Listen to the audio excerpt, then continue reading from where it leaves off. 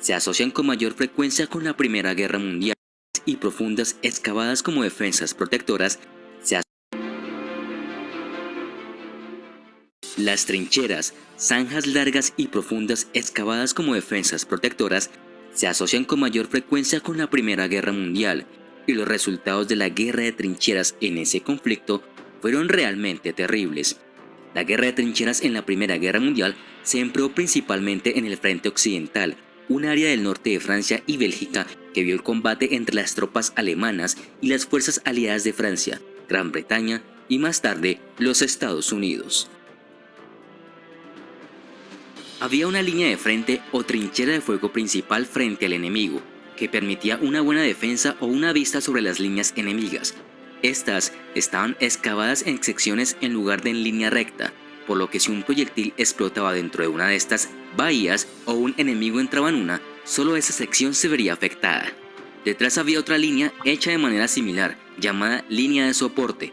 En esta se encontrarían los refugios ubicados en el costado de la pared de la trinchera, a menudo muy pequeños, pero con espacio para quizás 3 o 4 hombres para refugiarse, o también para un puesto de teléfono o para un señalizador. Luego estaban las trincheras de comunicación, que unían las zonas de retaguardia con ambas líneas, y era a lo largo de ellas por donde había que ir a buscar a mano todos los hombres, equipos y suministros. La parte delantera y trasera de las trincheras estaba idealmente protegida y construida con sacos de arena. El enemigo tenía un sistema de trincheras muy similar. La distancia entre las dos líneas era de un poco menos de 30 metros. Este espacio entre las dos líneas opuestas se llamaba tierra de nadie. Las condiciones de las trincheras variaron ampliamente entre diferentes sectores y con la época del año y el clima. Sin embargo, la vida en las trincheras siempre fue realmente miserable, con tantos hombres viviendo en un espacio muy limitado. Luego estaba el olor. Lo apestoso se mezclaba con cadáveres en descomposición, los restos de comida desechada, latas vacías, gas, letrinas abiertas, ropa mojada y cuerpos sin lavar producían un hedor abrumador. Las letrinas principales estaban ubicadas detrás de las líneas, pero los soldados de primera línea tuvieron que cavar pequeños pozos de desechos en sus propias trincheras. La aplicación de cloruro y cal para proteger contra enfermedades e infecciones solo se sumaba al hedor. Las alimañas, incluidas las ratas y los piojos, eran muy numerosas. La enfermedad fue propagada tanto por ellos como por los gusanos y moscas que prosperaban en los restos cercanos de cadáveres y animales en descomposición. Las tropas en las trincheras también estaban sujetas a las inclemencias del tiempo. El invierno de 1916 a 1917 en Francia fue el más frío que se recuerde. Las trincheras se inundaban con la humedad, a veces hasta la altura de la cintura. La exposición constante a la humedad provocó el pie de trinchera, una afección dolorosa en la que el tejido muerto se extendía por uno o ambos pies, lo que a veces requería la amputación. También se presentaba la boca de trinchera, un tipo de infección de las encías, que también fue problemática y se cree que está asociada con el estrés del bombardeo continuo. Las enfermedades infecciosas como la disentería, el cólera y la fiebre tifoidea eran comunes y se propagaban rápidamente.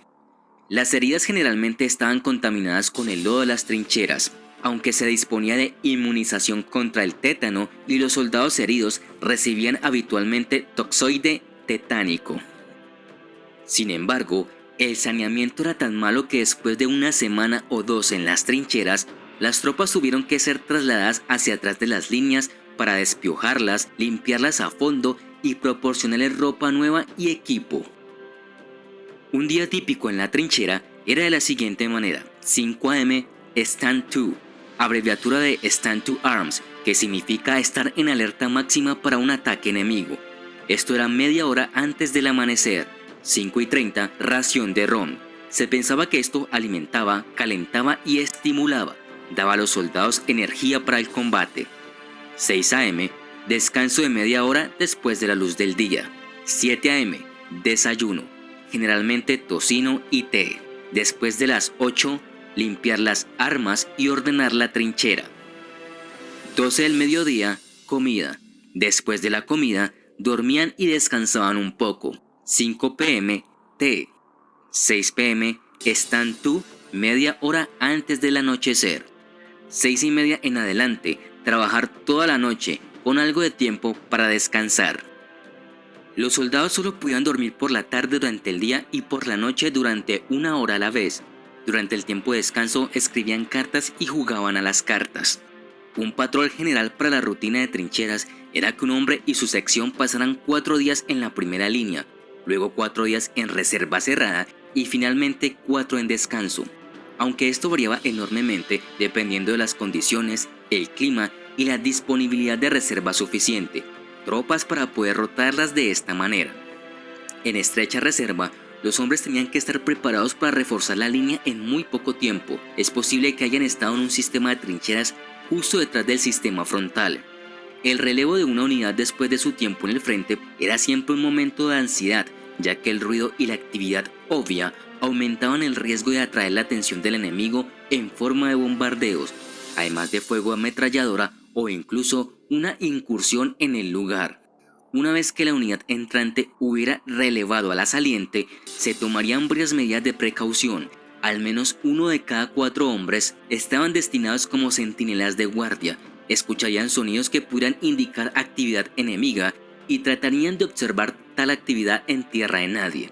Los otros hombres serían apostados en la trinchera de fuego o trinchera de apoyo en secciones.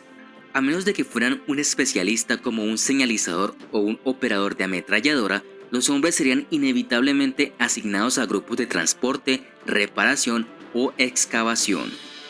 Todos los hombres apostados en la trinchera de fuego principal y la mayoría de los que estaban en la trinchera de apoyo tenían que usar su equipo en todo momento.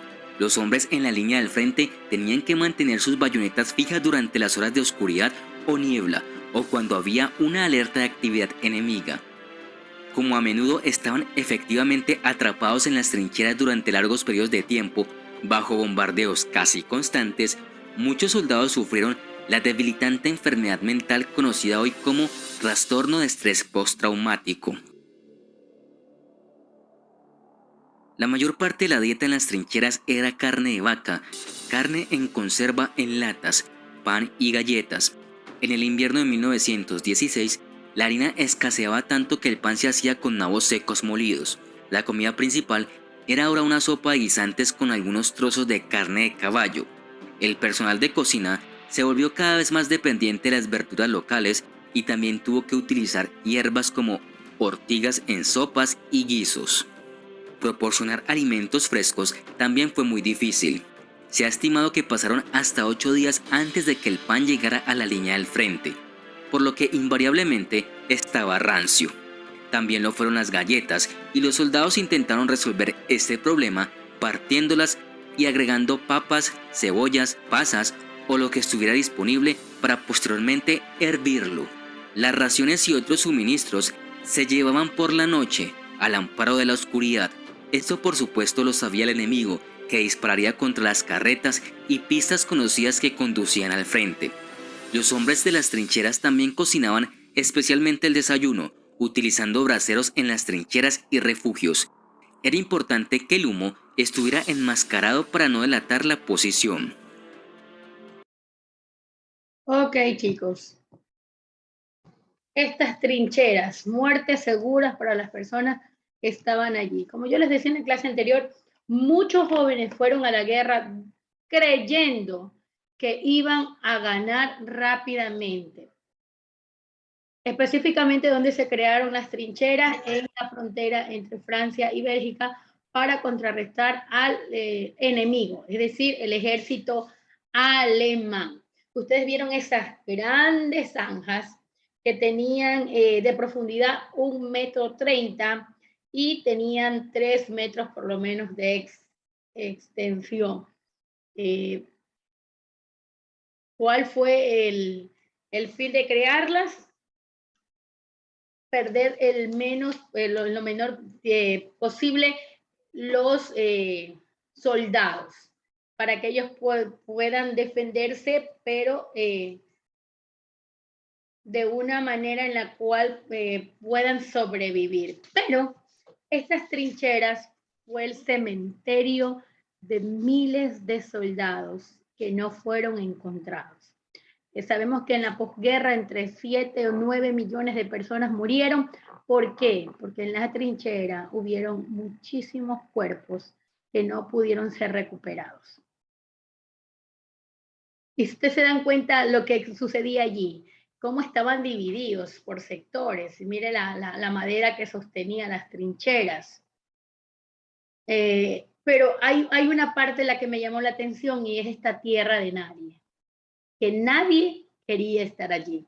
Era un camino entre una trinchera del enemigo de 30 metros, es decir, era allí donde se enfrentaban. Así que por eso le llamaron la tierra de nadie, porque allí nadie debería estar, porque ese era el frente de batalla. Y vemos los sacos de arenas también que los protegían a los que estaban adelante, es decir, en las trincheras de fuego. Y me llamó también la atención la trinchera de comunicación. Si veían esto, era una especie de laberinto para llegar a un lado, las antenas, para poder alimentarse, el horario que ellos tenían para estar en esas trincheras, para alimentarse, las plagas que existieron en estas trincheras. Me dio mucha pena ver este señor, el postraumático de la guerra. Mucha gente quedó mentalmente locos. Ya muchos de ellos han muerto.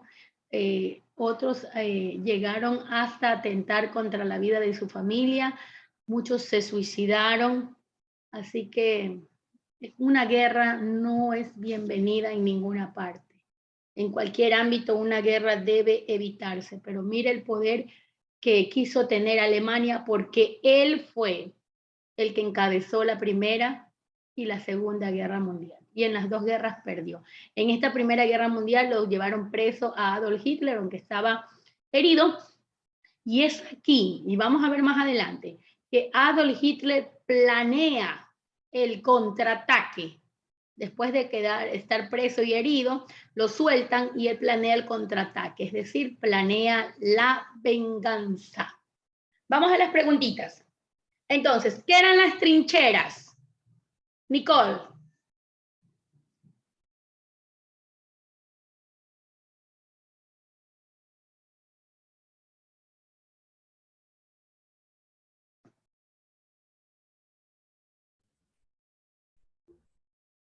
¿Qué eran las trincheras?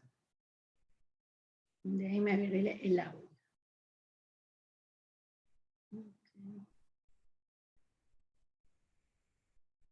Y ahí tienes abierto el audio, Nicole. ¿Qué eran las trincheras? Con tus propias palabras. Azú, Bone y Ramos. No tienen encendidas sus cámaras. Ok, Raquel, dinos. Las trincheras son huecos donde se meten los soldados para resguardarse de la guerra. Del ataque, muy bien. ¿Qué son las trincheras, Dylan? Una hermana, como dijo mi compañera, eran huecos que donde se metían los soldados para contrarrestar al enemigo. Muy bien. Pero recuerden que más que huecos les dicen que eran qué? ¿Cómo se llama? Zanjas. Zanjas. Una zanja que ¿cuántos metros tenía de altura, Nicole Herrera? Uno, ¿Un metro? 1,30, 1,30 m. Así es, de altura 1,30 de altura y 3 metros de ancho. Ahora, si vamos a hablar de las trincheras, en las trincheras había un lugar que nadie quería estar, Civinta. ¿Cómo se llamaba ese lugar?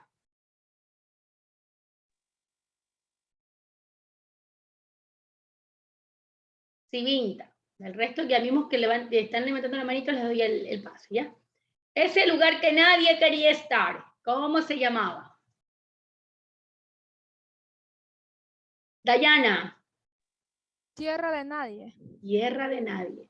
A ninguno de nosotros nos hubiera gustado estar allí, porque ahí iba y venían los disparos, así que no queríamos estar en ese lugar nunca. Esa es la tierra de nadie. Plagas, Emily Peralta, que aparecieron en las trincheras. 2 plagas habían allí. Recuerde, le dije tenga cuaderno y plumita para anotar. Algunos sí lo vi muy atentos escribiendo, otros solo. ¿Cuáles eran esas 2 plagas? Peralta.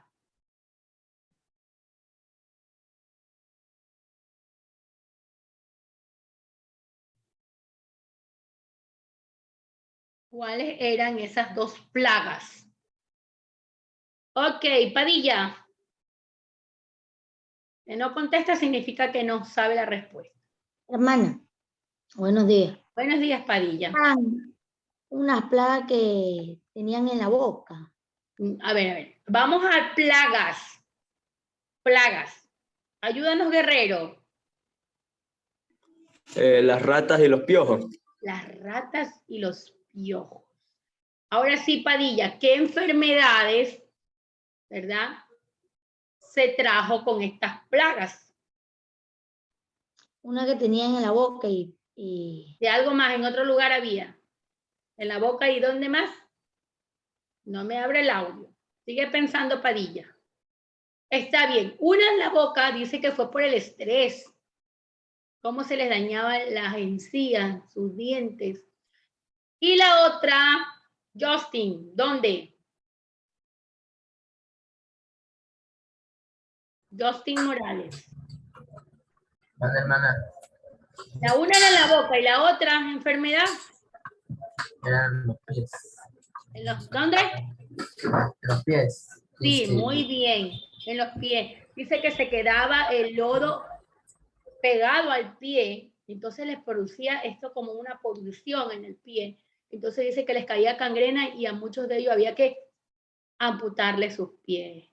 Qué pena, ¿no? Bueno, y dice que cuando llovía tanto, como en el 2016 hubo una fuerte lluvia que duró hasta el 2017, dice que les llegaba hasta la cintura el agua en las trincheras. Imagínense, luego esa agua bajaba y sus necesidades biológicas que las hacían allí. Entonces, por eso muchísima gente murió en las trincheras. Ahora sí nos vamos a ese horario. ¿Dónde estás, Natalie, que no te veo? El horario. Milena, ¿desde qué hora ellos estaban listos para empezar su labor en la guerra?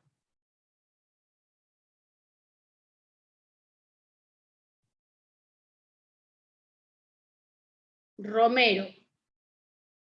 El que está levantando la manito ya le doy la participación un ratito. Hora. Ok, D-Lady.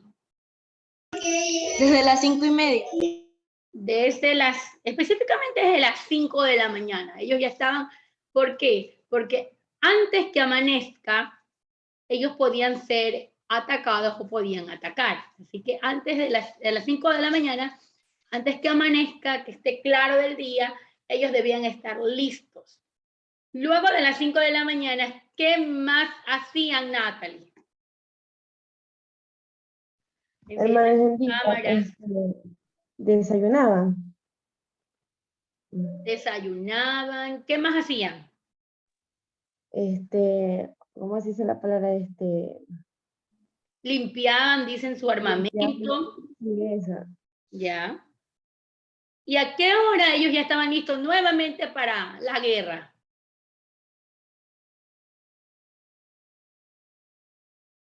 ¿A qué hora, Elizabeth? A las 6:30 de la tarde. Ya ellos deberían estar listos, porque como ya venía la noche, ese era el momento en el cual se podía atacar o recibir ataques. Así es, chicos. Entonces, en estas trincheras, como yo les decía, hubo una devastación. Si no los mataba, hubo enfermedades como el cólera, la difteria, enfermedad de las ratas, por cierto, esa es la enfermedad de la rata, el cólera, tifoidea. Ustedes vieron el alimento que ellos, con el cual se comían, esa carne de vaca enlatada, luego mira el pan porque tardaba en llegar, lo que ellos tenían que comer ahí, esa comida fría. Bueno, ¿cómo no se van a enfermar? Si no los mataban eso, los mataban las plagas, los mataban las trincheras con las lluvias, con las moscas, también hubo una plaga de moscas, por cierto. Bueno, con todo eso los pobres, si no quedaban ahí heridos, les dice que las heridas se infectaban con el lodo de estas zanjas trincheras, ¿verdad? Entonces tenían por todas partes morir. Los que sobrevivieron a las trincheras, miren cómo quedó este chico, como loquito el pobre. Muchos estaban sordos también por el sonido fuerte del armamento.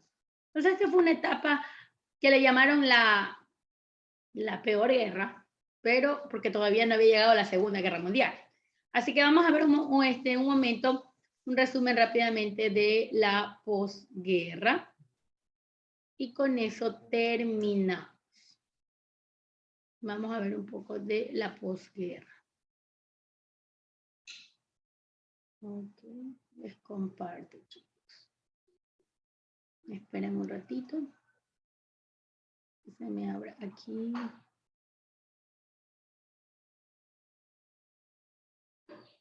El día de mañana, chicos, vamos a trabajar también en el texto, porque tenemos algunas páginas todavía por trabajar.